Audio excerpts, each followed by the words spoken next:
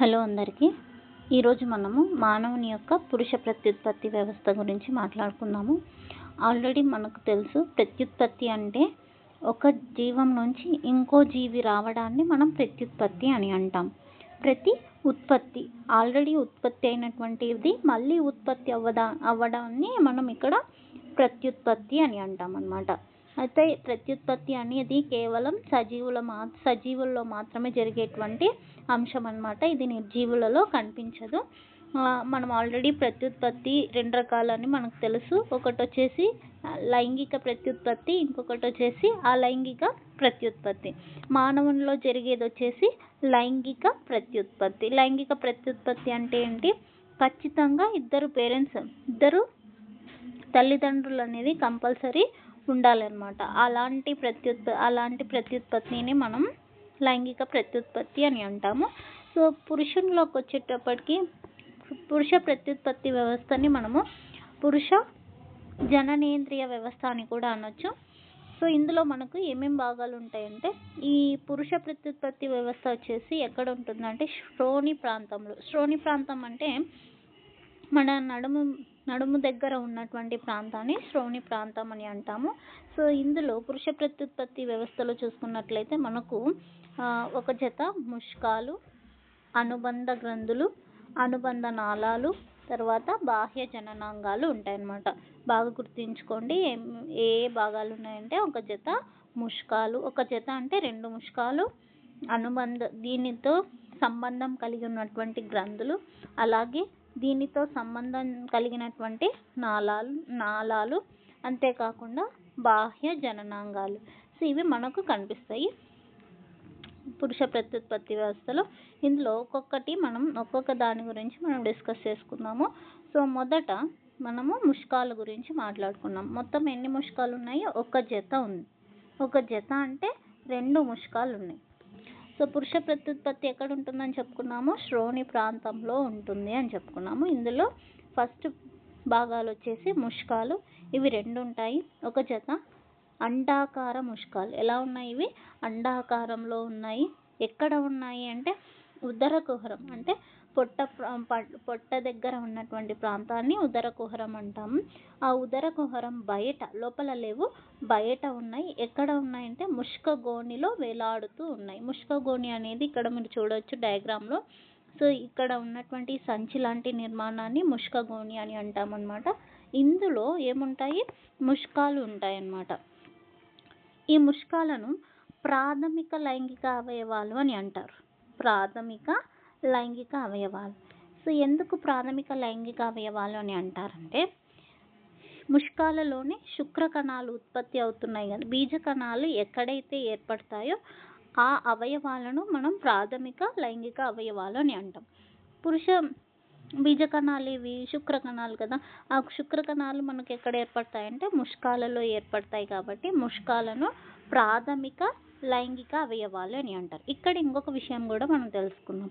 ద్వితీయ లైంగిక అవయవాలని కూడా ఉన్నాయి మనకి. ద్వితీయ లైంగిక అవయవాలు అంటే ఇక్కడ బీజ కణాలు ఉత్పత్తి కావు, కానీ ఆ ఉత్పత్తి అయినటువంటి బీజ కణాలను ఒక చోటు నుంచి ఇంకో చోటుకు రవాణా చేయడానికి ఉపయోగపడేటువంటి అవయవాలను ద్వితీయ లైంగిక అవయవాలు అని అంటాం.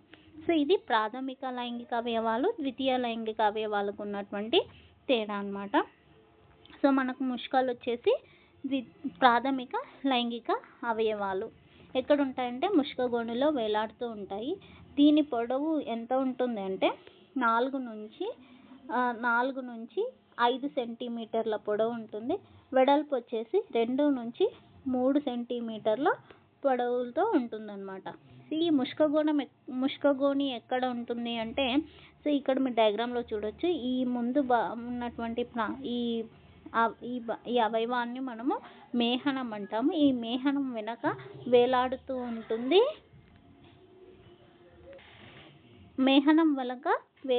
ఉంటుంది. ముష్కగోణి అన్నమాట. సో ఈ ముష్కగోణిలో మనకు ముష్కాలు ఉంటాయి. ఎందుకు ముష్కగోణిలోనే ముష్కాలు ఉంటాయి అంటే దానికి రీజన్ మనకు ఉంది, అది కూడా తెలుసుకుందాము. ఈ ముష్కగోణి వచ్చేసి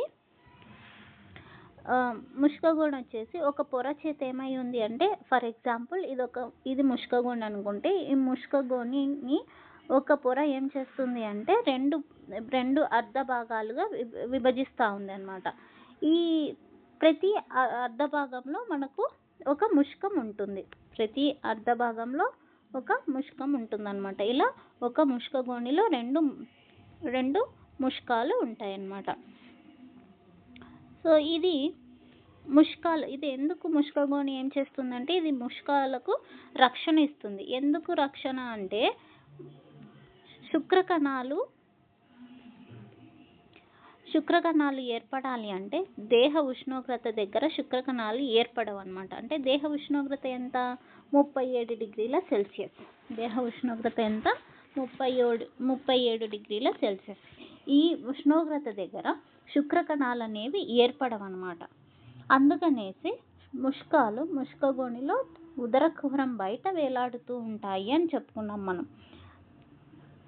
సో ఇక్కడ ఒక పాయింట్ ఇచ్చినారు చూడండి. ఇది ముష్కాలకు రక్షణ ఇస్తూ శుక్రకణోత్పత్తికి కావాల్సినటువంటి ఉష్ణోగ్రత ఉండేటట్టు సహాయపడుతుంది.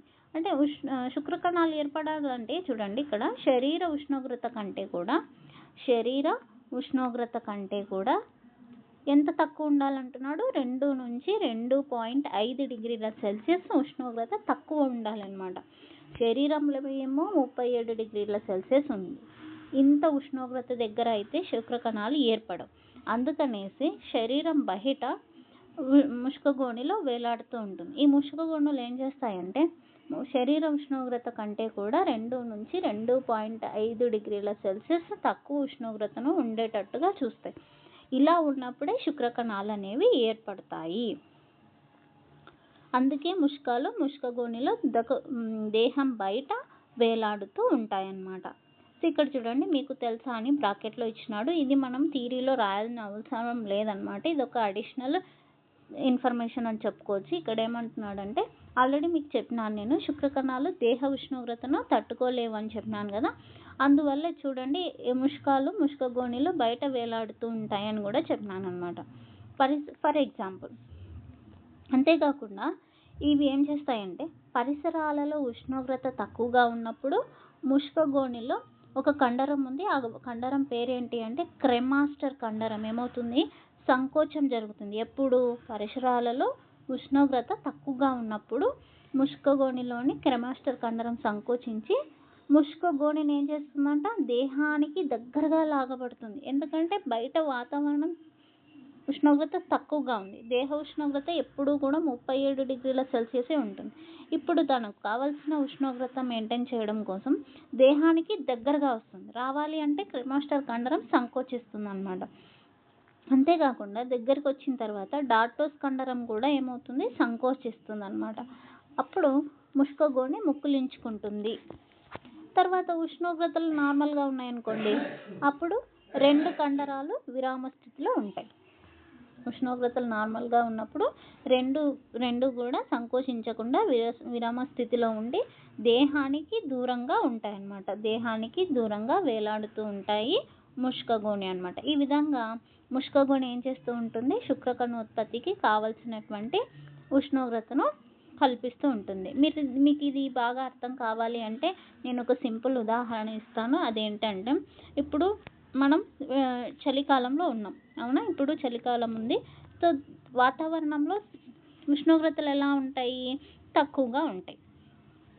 శుక్రకణాలు ఏర్పడాలి అంటే దేహ ఉష్ణోగ్రత కంటే కూడా 2 నుంచి 2.5 డిగ్రీల సెల్సియస్ తక్కువ ఉండాలి అంతే.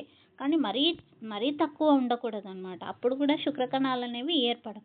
అందుకనేసి ఇప్పుడు చల్లగా ఉన్నప్పుడు ఏం చేస్తుందంటే, క్రెమాస్టర్ కండరము సంకోచించి ఆ ముష్కగోణిని దేహం వైపుగా తీసుకొని వెళ్తుంది.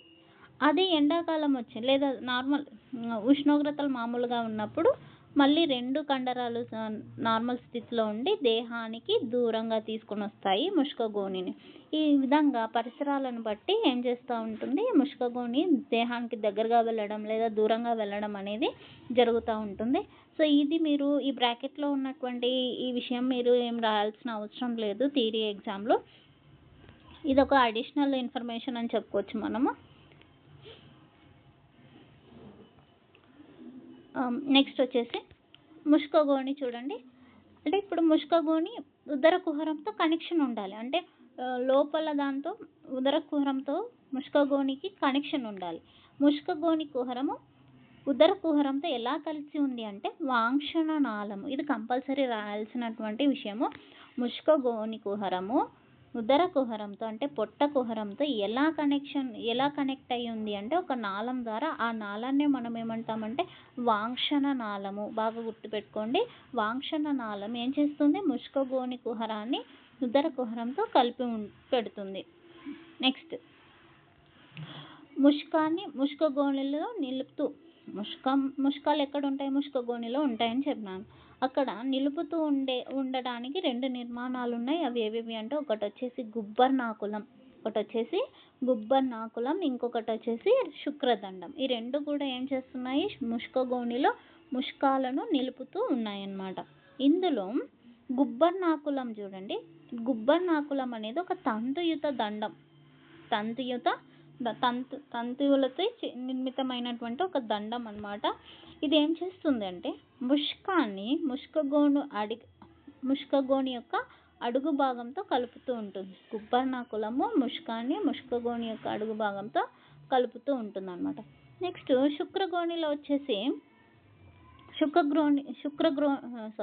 శుక్రదండంలో వచ్చేసి మనకు శుక్రవాహిక ఉంటుంది, నాడులు ఉంటాయి, రక్తనాళాలు ఉంటాయి. ఇవన్నీ కూడా ఈ వాంక్షణ నాళంతో ఇతర కణజాలాలు ఉదర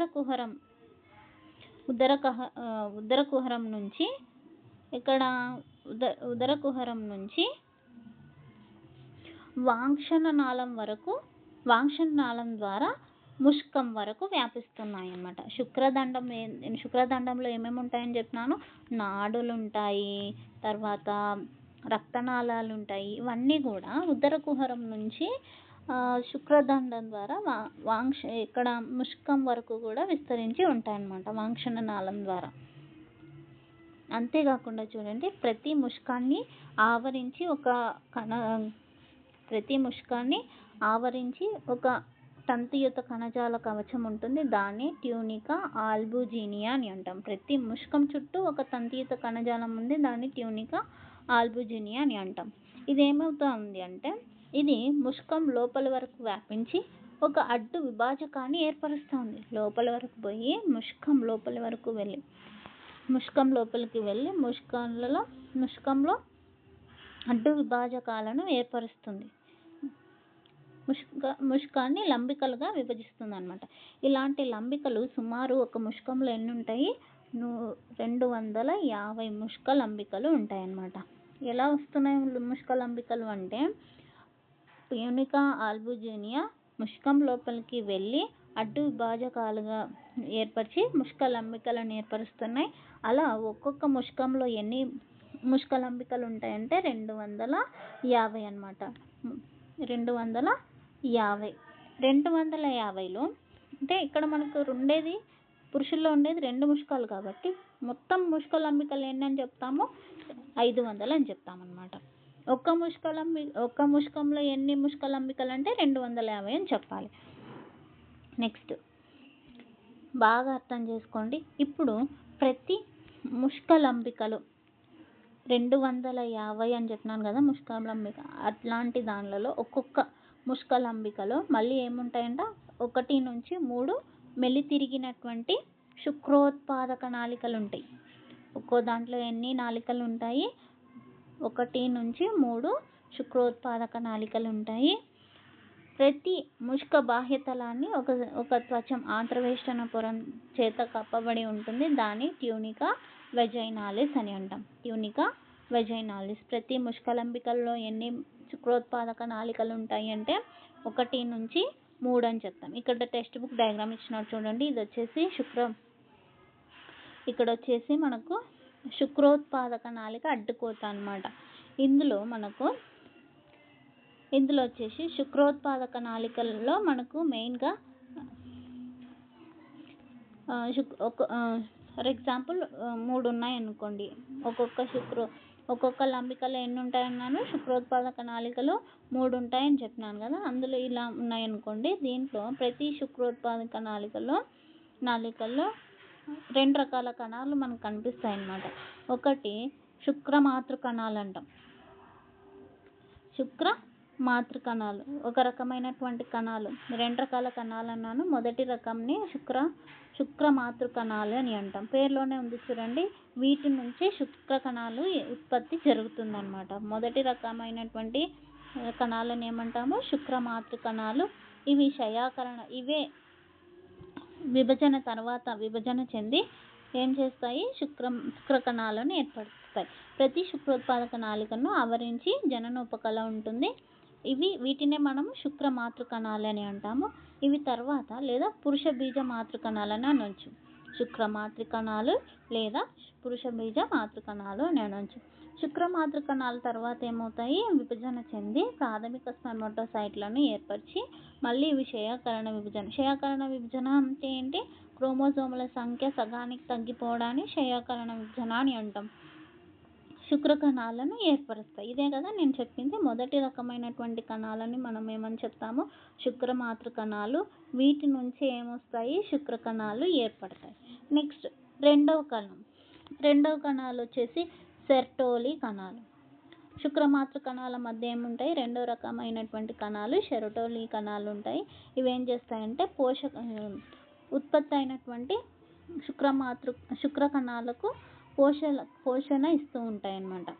పోషణను ఇస్తూ ఉంటాయి. అంతేకాకుండా ఇవేం చేస్తాయంటే ఇన్హిబిన్ అనే హార్మోన్ని కూడా స్రవిస్తాయి. ఎందుకు ఇన్హిబిన్? పేరులో ఉంది, అడ్డుకునేదన్నమాట. ఇన్హిబిన్ అంటే ఏంటి? అడ్డుకోవడం. దేనికి అడ్డుపడతా ఉంది అంటే శుక్ర కణాలు కావలసినంతగా ఉత్పత్తి అయిన తర్వాత వాటిని ఆపడానికి, వాటి యొక్క ఉత్పత్తి ఆపడానికి సెర్టోలి కణాలు ఏం చేస్తాయి? ఇన్హిబిన్ అనే హార్మోన్ని స్రవిస్తాయి అన్నమాట.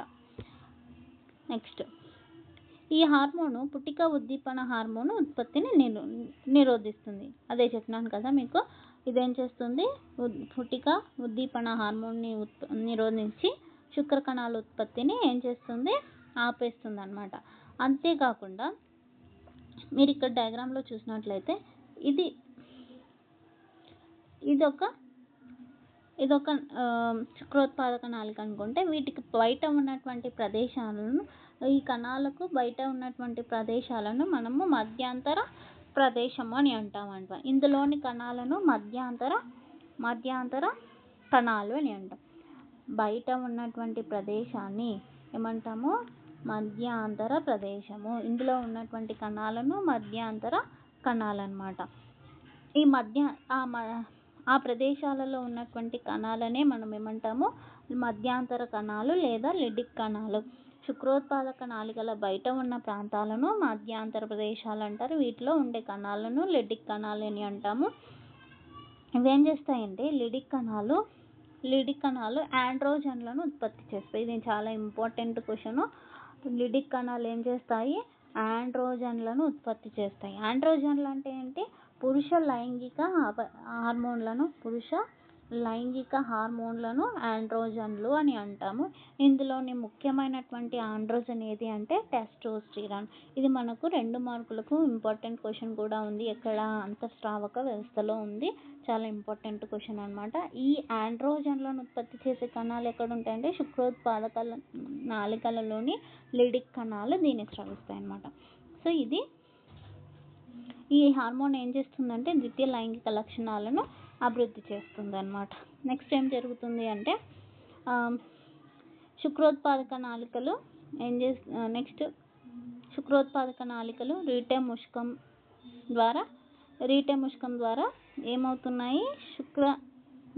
శుక్ర నాళికలలోకి తెరుచుకుంటున్నాయి.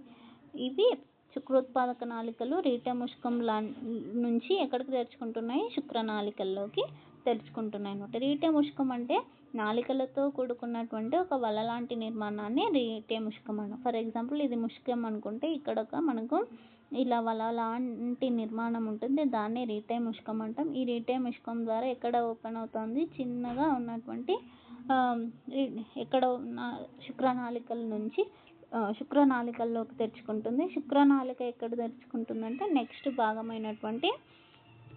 నెక్స్ట్ ప్రాంతంలోకి తెరుచుకుంటుందన్నమాట.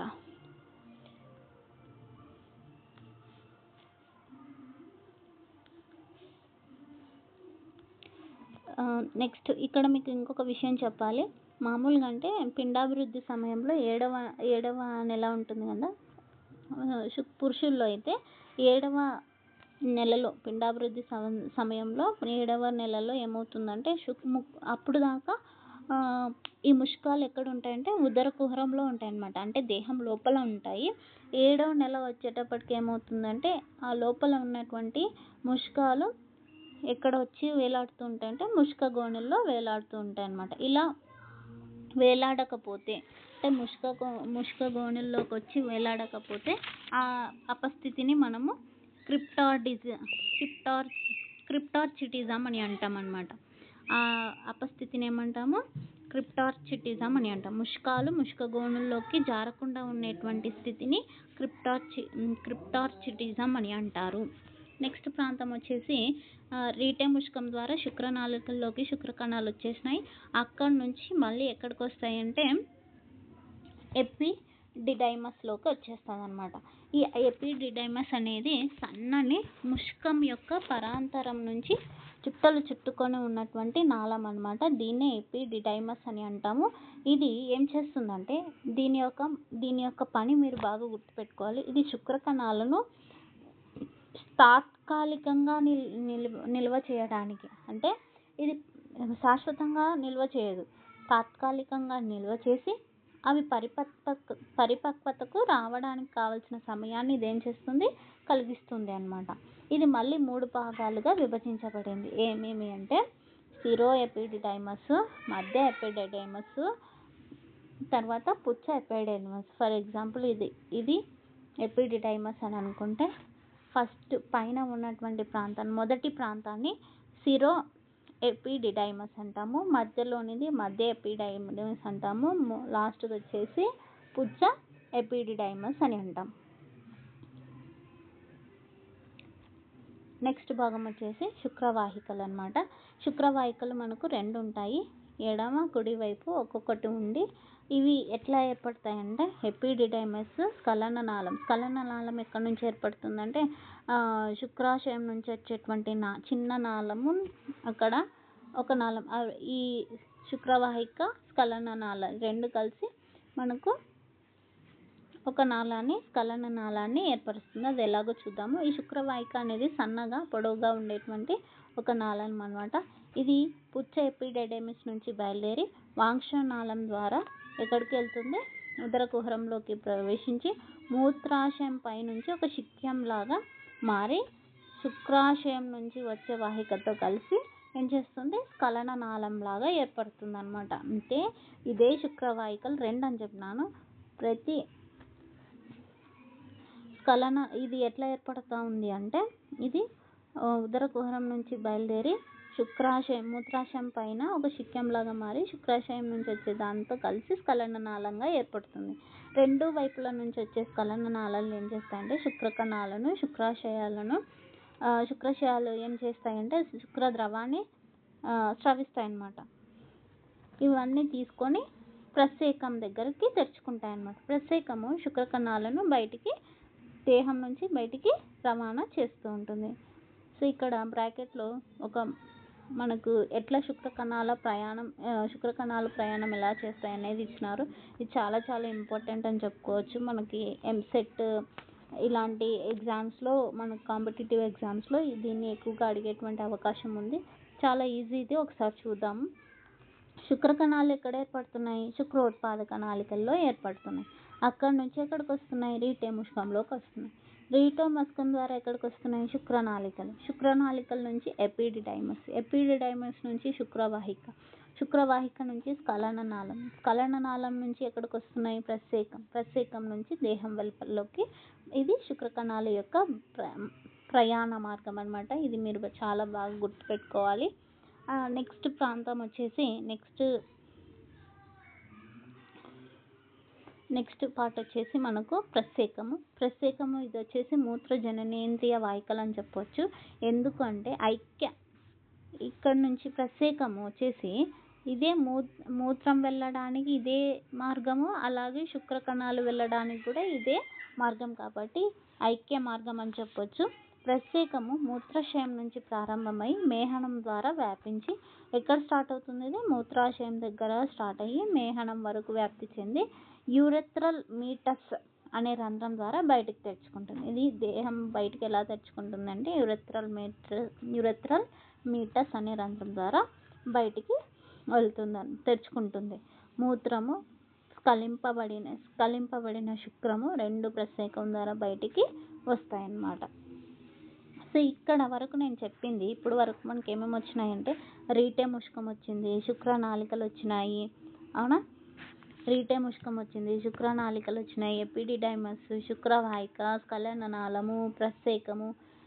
ఈ ప్రస్సేకం వరకు ఇక్కడ నుంచి ఈ ప్రస్సేకం వరకు ఉన్నటువంటి భాగాలను మనము ద్వితీయ లైంగిక అవయవాలు అని అంటాం. మీకు ఇందాకనే చెప్పినాను నేను. ద్వితీయ లైంగిక శుక్ర కణాలను రవాణా చేయడానికి ఉపయోగపడేవి ఇవన్నీ కూడా నిర్మాణాలు కాబట్టి వీటిని ద్వితీయ లైంగిక అవయవాలని అంటాం. కానీ శుక్రోత్పాదక నాళికలు మాత్రం ప్రాథమిక లైంగిక అవయవాలు. ఎందుకంటే ఇక్కడే మనకు శుక్ర కణాలు ఏర్పడుతున్నాయి. నెక్స్ట్ ముఖ్యమైనటువంటి ప్రదేశం వచ్చేసి మనకు మేహనం. దీన్ని మనం బాహ్య జననాంగము అని అంటాం. బాహ్య జననాంగము ఇది శుక్ర కణాల ఉత్పత్తిలో పాల్గొనదు, అలాగే శుక్ర కణాల రవాణాలో కూడా పాల్గొనదు. కానీ ఇదేం చేస్తుందంటే శుక్ర కణాలను పురుష ప్రత్యుత్పత్తి వ్యవస్థ నుంచి స్త్రీ ప్రత్యుత్పత్తి వ్యవస్థకు చేరవేస్తుంది. అందుకే దీన్ని బాహ్య జననాంగము అని అంటామన్నమాట. సో దీని గురించి కొంచెం చూద్దాము. ఇది మేహనము, ముష్కగోని. పురుషుల్లోని రెండు ఉన్నాయి మనకి బాహ్య జననాంగాలు. ఏవేవి అంటే ఒకటి మేహనము, ఇంకోటి ముష్కగోని అన్నమాట. ఈ రెండు కూడా బాహ్య జననాంగాలు అని చెప్తాము. మేహనము ఇది వచ్చేసి నాళంగానే కాకుండా స్త్రీజీవి యోనిలోకి శుక్రద్రవాన్ని విడుదల చేసేటువంటి ప్రవేశాంగం అని కూడా చెప్పొచ్చు అనమాట. సో ఇది వచ్చేసి మానవ మేహనంలో ఇది 3 కణజాలాలచే ఏర్పడి ఉంది. అవి కార్పోరా, కావర్నోజా అనే రెండు పుష్టభాగంలోని స్తంభాలు. ఉదర భాగంలోని వచ్చేసి కార్పస్ స్పాంజియోసమ్ అని అంటామన్నమాట. దీంట్లో చూసినట్లయితే ప్రత్యేకించిన కణజాలం ఉండడం వల్ల మేహనము నిటారుగా కడ్డీలాగా మారి శుక్రద్రవాన్ని విడుదల చేయడానికి సహాయపడుతుంది. అంతేకాకుండా మేహనం యొక్క చివరి భాగం ఉబ్బి బల్బ్ లాగా ఉంటుంది. దాన్ని గ్లాన్స్ మేహనం అని అంటాము. దీనికి ఉన్నటువంటి మడతను ప్రెప్యూస్ అని అంటాము. కార్పస్ స్పాంజియోసమ్ మధ్యలో ప్రత్యేకం ఉండి గ్లాన్స్ పెనిస్ కొన వద్ద తెరుచుకుంటుంది అనమాట. ఇది మీకు డయాగ్రామ్లో ఒకసారి చూపిస్తాను. కొంచెం మనం వెనక్కి వెళదాము. ఈ డయాగ్రామ్లో చూసినట్లయితే ఇక్కడ మీకు ఉబ్బెత్తు ప్రాంతం కనిపిస్తుంది కదా, దీన్ని మనము గ్లాన్స్ మేహనం అని అంటాం. దీనికి ఇక్కడ ఉన్నటువంటి ప్రాంతాన్ని ప్రెప్యూస్ అని అంటాం అనమాట. సో ఇది పురుష ప్రత్యుత్పత్తి వ్యవస్థలోని అవయవాలు. నెక్స్ట్ అనుబంధ గ్రంథులు చూసినట్లయితే 3 రకాల గ్రంథులు ఉన్నాయి. అవి ఏవేమంటే ఫస్ట్ గ్రంథి వచ్చేసి శుక్రాశయాలు. ఇవి వచ్చేసి 2 ఉంటాయి. మూత్రాశయం యొక్క పరాంత భాగంలో ఉంటాయి. ఇవేం చేస్తాయంటే శుక్రద్రవాన్ని స్రవిస్తాయి. ఈ శుక్రద్రవంలో ఎలా ఉంటుందంటే చిక్కగా ఉంటుంది. ఎంత శుక్రద్రవాన్ని స్రవిస్తాయంటే 60% మొత్తం శుక్రద్రవంలో 60% కాంట్రిబ్యూషన్ 60% శుక్రద్రవాన్ని శుక్రాశయాలు ఉత్పత్తి చేస్తాయన్నమాట. ఈ శుక్రద్రవం ఎలా ఉంటుందంటే చిక్కగా ఉంటుంది, క్షారయుతంగా ఉంటుంది. దీంట్లో ఫ్రక్టోజ్, ప్రోటీన్స్, సిట్రిక్ ఆమ్లము, తర్వాత అకార్బన ఫాస్ఫేట్లు, పొటాషియంలు, ప్రోస్టాగ్రాండిన్స్, అంతేకాకుండా విటమిన్ సిలు ఇవన్నీ కూడా ఉంటాయన్నమాట. ఇవి ఎక్కడి నుంచి చూడండి, ఈ ద్రవం స్ఖలననాళంలో శుక్రంతో కలిసినప్పటి నుంచి ఫ్రక్టోజ్. అంతేకాకుండా ఇది ఏం చేస్తుందంటే ఎప్పుడైతే శుక్ర కణాలు దీన్ని కలుస్తాయో అప్పటి నుంచి ఇది ఫ్రక్టోజ్ని కూడా దానికి ఇస్తూ ఉంటుంది. అంతేకాకుండా గర్భాశయ ముఖద్వారంలోని శ్లేష్మ పొర శుక్ర కణాలను అధికంగా స్వీకరించడంలో అండం వైపు వెళ్ళే శుక్రకణాల కదలికలను అండం వైపు వెళ్ళే శుక్రకణాల కదలికకు ఉపయోగంగా గర్భాశయ ఫాలోపియన్ నాళాలను తరంగ చలనాలను కూడా ఇది సహాయపడుతుంది అన్నమాట.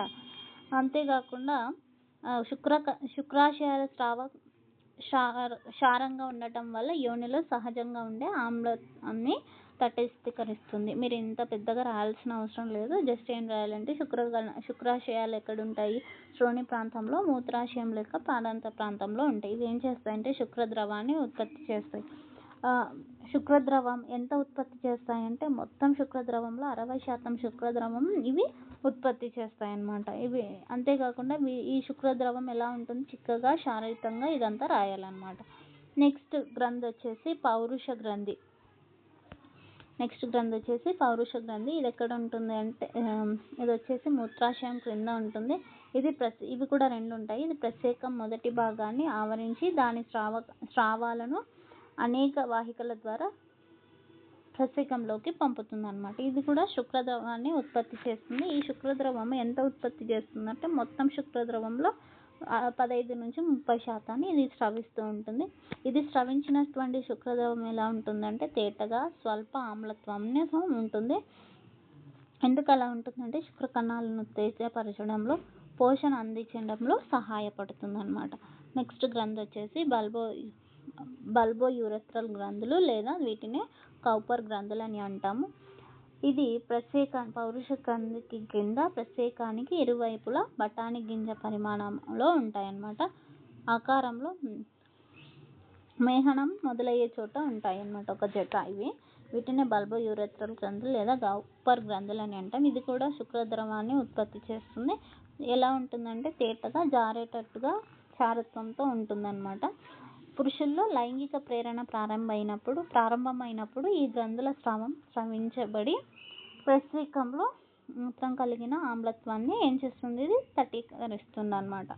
సో ఇది మానవుని యొక్క పురుష ప్రత్యుత్పత్తి వ్యవస్థ. చాలా ఈజీ. సో ఇది మానవుని యొక్క పురుష ప్రత్యుత్పత్తి వ్యవస్థ. నెక్స్ట్ వీడియోలో మరో ఇంపార్టెంట్ టాపిక్తో కలుద్దాము. Thank you for watching my video.